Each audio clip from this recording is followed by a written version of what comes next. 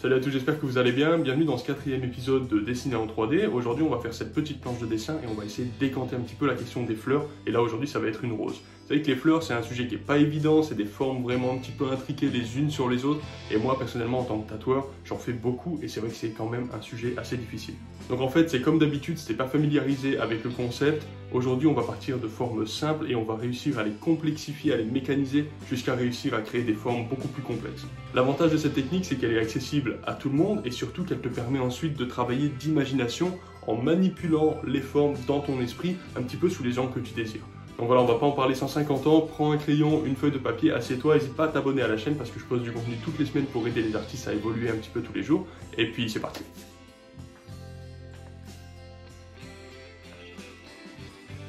Ce qu'on peut voir, c'est que le bulbe central, en fait, il a un axe d'abord, qu'on va placer. Et autour de cet axe, on va commencer à organiser les différents éléments. On a une petite ellipse ici, qui va représenter à la fois l'inclinaison et en même temps l'ouverture qui va se trouver dans la fleur. Et en fait, on va avoir un genre d'œuf comme ça, autour duquel vont s'organiser tous les pétales qu'on va faire après. Donc ça, tu vois, c'est déjà un volume en soi. Et c'est important qu'on le ressente en tant que tel le plus rapidement possible, comme ça après tu vas pouvoir t'organiser correctement en construisant, en mécanisant les formes que tu vois, même si c'est des formes de nature, organiques et tout, on n'est pas en train de dessiner un train, mais on va quand même mécaniser. Ensuite, à partir de là, on va voir les pétales. Donc les pétales, tu peux les faire tourner un petit peu dans le sens que tu veux, selon leur forme et leur direction. Elles vont prendre un peu des effets un peu différents, mais l'idée c'est qu'en fait c'est un petit peu comme des feuilles de papier que tu peux manipuler un petit peu à ta guise. Donc là, typiquement, on va faire nos pétales qui viennent de derrière, de cette zone-là, et qui reviennent devant en s'incurvant, et ensuite, éventuellement, elles rebiquent à nouveau comme ça. Je garde des formes très très simples, éventuellement un petit peu courbées, mais tu vois, c'est vraiment très très basique. Garde en tête que les formes de base, c'est ou un trait, ou un S, ou un C. Il n'y a rien que tu puisses pas, en fait, casser en ces trois formes vraiment de base. Exemple, cette zone-là, c'est un S. Cette zone-là, c'est un S. Bon, là, il y a beaucoup de S. Ici, c'est un C. Tu vas éventuellement avoir des lignes droites. Ici, tu as une ligne droite. Donc voilà, tu n'as rien, en fait, qui puisse se couper comme ça. Et toutes les formes les plus complexes comme ça, c'est pareil, en fait. C'est que des successions de S, de C et de lignes droites. Sauf que ça, en fait, dans un premier temps, tu n'as pas du tout besoin de tout noter, en fait. Tu as juste besoin de noter la base structurelle de ton objet. Ça va te permettre d'être beaucoup plus efficace et d'éviter de te perdre dans tous ces petits détails qui n'ont pour le moment aucune importance. Dessine vraiment très très légèrement. Tu veux surtout pas faire de cicatrices sur ton papier comme ça. Tu veux y aller ultra léger, surtout tant que tu n'es pas sûr à 100% que la ligne que tu es en train de faire est la bonne. Là, tu vas voir, ça rebique un peu. Et donc cette partie-là, dans la perspective, elle part là-bas et là elle s'enroule autour ici. Et je fais toutes ces petites lignes de perspective bien pour qu'on comprenne bien ce qui se passe. Donc là on a fait un pétale. On va faire celui qui est en dessous qui est vachement gros. Ce qui est intéressant de voir, c'est que l'axe est droit. Néanmoins, on a quand même le ressenti que là, ça vient vers nous très très fort jusqu'à un point où en fait c'est quasiment de face et que de nouveau après ça s'éloigne en courbant. C'est drôle parce qu'on a ce ressenti-là malgré le fait que l'axe soit droit. On devrait réussir à rendre ce ressenti-là aussi en utilisant toutes les petites lignes de perspective qu'on va pouvoir mettre à côté. Donc dans un premier temps, je vais noter de nouveau mon axe qui est droit, donc on va le faire droit. On va avoir cette partie-là, ensuite on va avoir le pétale qui vient comme ça et qui rebique devant. Ça c'est vraiment la forme de base du pétale. Et ensuite, on va pouvoir faire d'autres lignes de perspective, histoire de bien comprendre ce qui est en train de se passer. Tu vois, c'est plutôt pas mal. Bon, on va pas trop continuer à faire des pétales individuels comme ça. Je vais essayer de donner un ressenti un peu général à la fleur avant. Parce que là, finalement, tu vois, je fais exactement ce qu'il ne faut pas faire, c'est-à-dire commencer à être pris dans trop de détails dès le début. Donc je vais d'abord commencer par envoyer un petit peu, de sorte à ce qu'on voit quelle forme générale va prendre ma fleur, parce que c'est encore plus important que tout le reste finalement. Donc tu vois comment je schématise, hein, c'est vraiment extrêmement schématisé, c'est même abstrait finalement, et un petit peu en 2D pour le moment, mais tu vas voir en fait on va utiliser l'emplacement de ces formes pour faire quelque chose de vraiment très très cool après. Tu vois, je continue à noter quelques axes, histoire qu'on ait toujours bien ce ressenti de volume. Dès que je sens que je commence à perdre un peu le volume en fait, je mets des axes. Comme ici, là je sens qu'il n'y a pas de volume à cet endroit, donc là il est grand temps de commencer à rajouter quelques axes qui vont me permettre de le retrouver.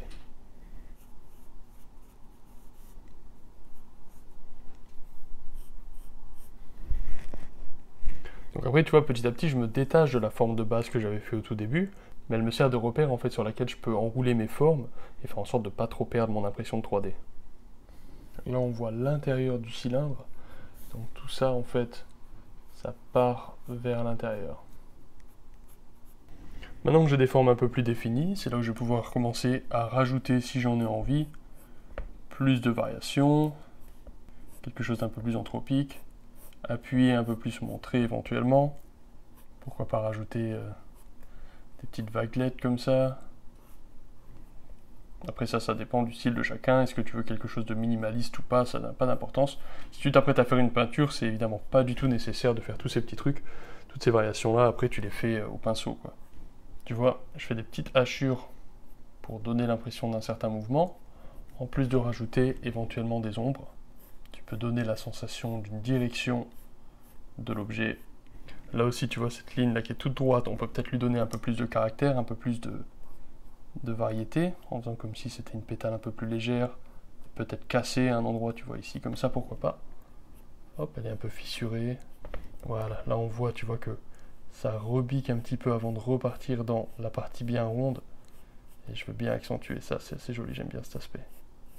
Et là, de nouveau, ça retourne autour. Il faut faire attention à ne pas suraplatir en général quand on fait, par exemple, une erreur qu'on voit souvent, quand par exemple il y a un cylindre ou une forme quelconque qui s'enroule autour de quelque chose. C'est qu'on va avoir tendance, lorsqu'on fait un axe, au lieu de faire un axe bien rond comme ça, eh bien on va avoir tendance à faire un axe trop plat comme ça. Et en fait, on va toujours avoir tendance à aplatir tout ce qu'on fait. C'est une tendance humaine, je ne sais pas pourquoi c'est comme ça. Mais en général, on fait ça peut-être parce qu'on a l'impression que sinon c'est trop. Mais en fait, non, c'est pas trop, c'est normal. Donc tu vois là, quand je viens ici faire cet axe-là, il vient bien s'enrouler, je vais bien chercher à ce qu'il aille vraiment derrière, tu vois. Si je continuais dans la transparence, ça irait bien derrière comme ça. Tiens, on va s'occuper un peu des pétales extérieurs, je viendrai sur les détails un petit peu après. Donc celui-ci, on peut voir en fait qu'il tourne dans la perspective. Donc pour m'aider de nouveau, je vais faire mes petits axes, en n'hésitant pas à les faire peut-être parfois un peu trop, mais tu vois, comme je disais, c'est pas plus mal.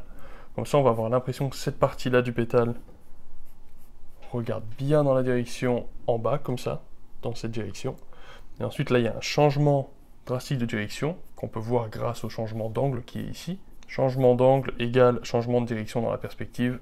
Et ensuite, on peut le faire venir légèrement vers nous. Tac. Et là, on peut voir cette petite partie qui rebique. Et là, ça revient vers nous comme ça. Voilà. Et ça vient s'enrouler autour de la forme, en fait. Tu vois, si je continuais, cette pétale, elle est grande comme ça, en fait, en transparence. Et elle vient trouver son implantation au milieu, dessous, en fait, la fleur qu'on voit pas. On voit pas cet endroit-là, mais c'est de là que ça vient.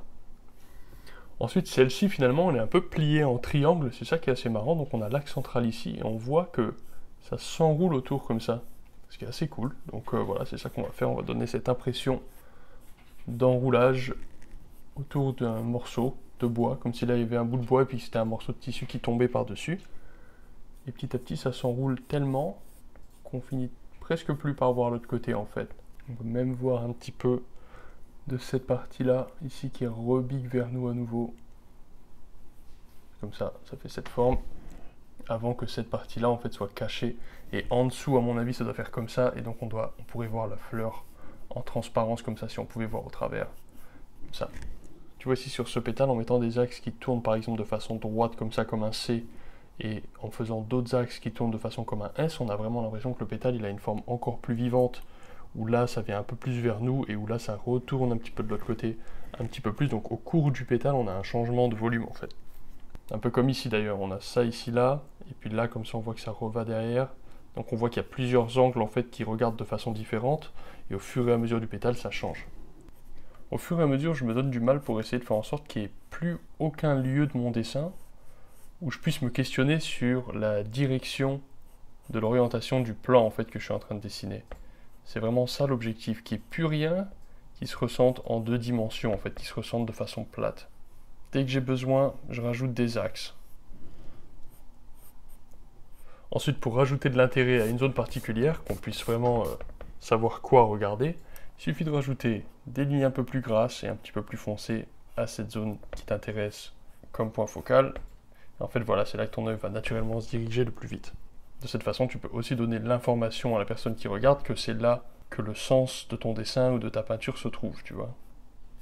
faire des grandes hachures comme ça pour montrer un changement de direction, ou des petites hachures aussi pour montrer un changement de direction, ça marche aussi. Bon voilà, vidéo déjà terminée. Pour les petits curieux qui pensent que ma chaîne se transforme en chaîne de dessin et qu'il n'y a plus de peinture, croyez pas ça, je vais vous montrer quelque chose. Donc en ce moment, je suis en train de bosser sur cette peinture, elle n'est pas terminée, mais je suis en train de faire une vidéo de A à Z en partant du dessin jusqu'au block-in en grisaille, puis ensuite les glacis, la colorisation, etc. Donc ça prend un petit peu de temps à éditer, ça prend aussi du temps à peindre, donc je ne peux pas faire des vidéos de peinture tout le temps parce que c'est beaucoup plus compliqué que les vidéos de dessin.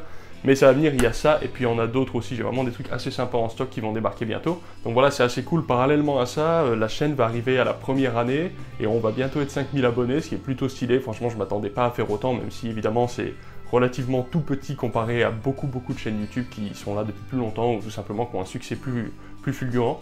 Néanmoins, c'est quand même satisfaisant, et je suis content. Je ne savais pas trop si j'allais continuer ou pas, je me donnais 1 an ou 2 pour décider en fait, et là voilà, je pense que la chaîne va continuer, elle a un bon début, ça me motive, tout ça, c'est quelque chose de plaisant pour moi à faire aussi, de partager avec pas mal de gens, de voir qu'il y a, mine de rien, pas mal de gens qui sont intéressés pour évoluer, progresser, etc. Donc voilà, ça fait plaisir à voir, et donc a priori la chaîne va tout simplement continuer. Donc en attendant les prochaines vidéos, peignez beaucoup, dessinez un maximum, et puis à la prochaine.